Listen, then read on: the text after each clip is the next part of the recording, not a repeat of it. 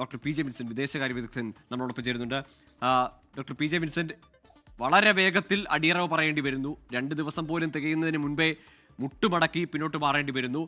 സമൂഹ മാധ്യമങ്ങളുടെ വിലക്ക് അത് പിൻവലിച്ചു. പക്ഷേ അവിടെ കൊണ്ട് പ്രക്ഷോഭകാരികൾ തീർന്നില്ല, അവർ തുടർന്നു. ഇന്ന് തെരുവിൽ പോലീസിനെയും സൈന്യത്തെയും ഒക്കെ നോക്കുകുത്തിയാക്കി അക്രമം അഴിച്ചുവിടുന്ന കാഴ്ചയാണ് നമ്മൾ കണ്ടത്. ഇതിനപ്പുറത്തേക്ക് നോക്കുമ്പോൾ ഇനി ഈ പ്രധാനമന്ത്രിയുടെ പടിയിറക്കത്തിനപ്പുറത്ത് ഇനി ആര് നേതൃത്വം ഏറ്റെടുക്കുമെന്നത് വലിയ ചോദ്യചിഹ്നമായി അവശേഷിക്കുന്നു. പ്രത്യേകിച്ച് അയൽരാജ്യമായ ഇന്ത്യയും ചൈനയും ഒക്കെ, ഇന്ത്യയോടുള്ള ആഭിമുഖ്യവും ചൈനയോടുള്ള ആഭിമുഖ്യവും ഒക്കെ അവിടുത്തെ രാഷ്ട്രീയത്തിൽ വളരെ നിർണായകമാകുന്ന പോയ കാലത്ത് നമ്മൾ കണ്ടതാണ്. ഇനി എന്താണ് നേപ്പാളിന്റെ രാഷ്ട്രീയ ഭാവി? എന്തൊക്കെയാണ് സാധ്യതകൾ? നേപ്പാള് ജനാധിപത്യം ഏറെക്കുറെ സ്ഥിരത നേടിയ ഒരു രാജ്യമാണ്. അവിടെ മാവോയിസ്റ്റ് ഇൻസർജൻസിക്ക് ശേഷം ജനാധിപത്യ പ്രക്രിയയിലേക്ക് ആ രാജ്യം മാറി. ഒരു ഹിന്ദു രാഷ്ട്രം എന്നതിൽ നിന്ന് അതൊരു ഡെമോക്രാറ്റിക് സെക്കുലർ സ്റ്റേറ്റ് എന്ന നിലയിലുള്ള നേപ്പാളിന്റെ ട്രാൻസ്ഫോർമേഷൻ ഏറെക്കുറെ ജനാധിപത്യപരമായി സംഭവിച്ചിട്ടുണ്ട്. മാത്രമല്ല, അവിടുത്തെ communist party of Nepal, Marxist Leninist, അതുപോലെ നേപ്പാളി കോൺഗ്രസ്, അതുപോലെ മാവോയിസ്റ്റ് പ്രചണ്ഡ നേതൃത്വം നൽകുന്ന മാവോയിസ്റ്റ് കമ്മ്യൂണിസ്റ്റ് ഗ്രൂപ്പ്, ഇവരെല്ലാം വളരെ ശക്തമായ കമ്മ്യൂണിസ്റ്റ് പാർട്ടികളാണ്. ഇവരെല്ലാം തെരഞ്ഞെടുപ്പ് പ്രക്രിയയിൽ വളരെ സജീവമായി പങ്കെടുക്കുന്ന രാഷ്ട്രീയ പാർട്ടികളാണ്. അതേസമയം സഖ്യങ്ങൾ പലപ്പോഴും മാറി മാറി വരികയും മിക്കവാറും ഒരു പ്രധാനമന്ത്രിയും ഒരു ടൈം പൂർണ്ണമായിട്ട് അധികാരത്തിൽ തുടരാത്ത ഒരു സാഹചര്യം നേപ്പാളിനെ സംബന്ധിച്ചിടത്തോളം ഉണ്ട്.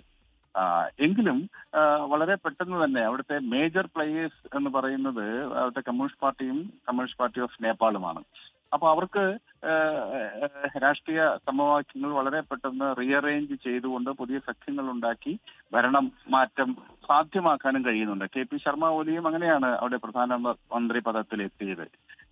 എന്നാൽ സമീപകാലത്ത് ഈ സോഷ്യൽ മീഡിയ നിരോധനവുമായി ബന്ധപ്പെട്ടുണ്ടായിട്ടുള്ള സമരവും ജനകീയ ഉയർപ്പും വളരെ പ്രധാനപ്പെട്ടതാണ്. ഗവൺമെന്റിന്റെ പെർഫോമൻസ് വളരെ മോശമാണ്.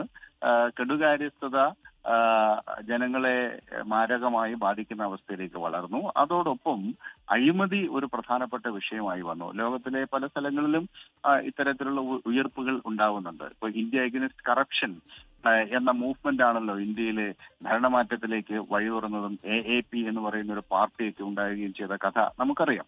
അപ്പൊ 21ാം നൂറ്റാണ്ടിലെ വിജയിച്ച ജനാധിപത്യ വിപ്ലവങ്ങളെല്ലാം തന്നെ ഈ ജനറേഷൻ Z സോഷ്യൽ മീഡിയ ഉപയോഗിക്കുന്ന ചെറുപ്പക്കാർ നടത്തിയിട്ടുള്ളതാണ്.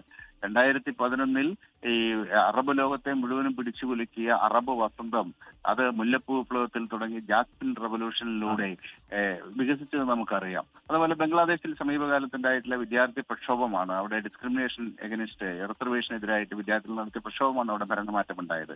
സമാനമായ രൂപത്തിൽ ഈ നേപ്പാളിൽ ഉണ്ടായിട്ടുള്ള അഴിമതിക്കെതിരായിട്ടുള്ള വികാരം, ഈ ഗവൺമെന്റ് വിരുദ്ധ വികാരത്തെ തടയിടാൻ വേണ്ടി സോഷ്യൽ മീഡിയയെ നിരോധിക്കുന്ന സമീപനമാണ് സർക്കാർ സ്വീകരിച്ചത്. ഈ സോഷ്യൽ മീഡിയ സംബന്ധിച്ചിടത്തോളം അതൊരു കമ്മ്യൂണിക്കേഷൻ ഡിവൈസ് കൂടിയാണ്, ചീപ്പസ്റ്റ് മോഡ് ഓഫ് കമ്മ്യൂണിക്കേഷൻ കൂടിയാണ്. നമുക്ക് ഒരുപക്ഷെ ഈ നേപ്പാളിലെ ഈ വിപ്ലവത്തിന് പല മാതൃകകൾ, പൂർവ്വ മാതൃകകളൊക്കെ ചൂണ്ടിക്കാട്ടാമെങ്കിൽ പോലും ഇത്ര വേഗത്തിൽ അടിയറ പറയേണ്ടി വരുന്നു KP ശർമ്മ ഒലിക്ക്. ഇനിയുള്ള സാഹചര്യം എന്താണ്? അവിടെ ആര് അധികാരത്തിലേക്ക് വരും? ആരാ രാജ്യത്തിന്റെ നിയന്ത്രണം ഏറ്റെടുക്കുമെന്നത് ആകാംക്ഷയാണ്. അതിനപ്പുറത്തേക്ക് മലയാളികളടക്കം ഒരുപാട് സഞ്ചാരികൾ, കോഴിക്കോട് നിന്ന് പോയവരടക്കം അവിടെ ഉണ്ട്. ലോകത്തെവിടെയായാലും ഏത് സമയത്തും 24 വാർത്തകളും ഓഗ്മെന്റഡ് റിയാലിറ്റി പാക്കേജുകളും എക്സ്പ്ലെയിനറുകളും വിശദമായി കാണാൻ ഞങ്ങളുടെ YouTube ചാനൽ നിങ്ങൾക്ക് സബ്സ്ക്രൈബ് ചെയ്യാം.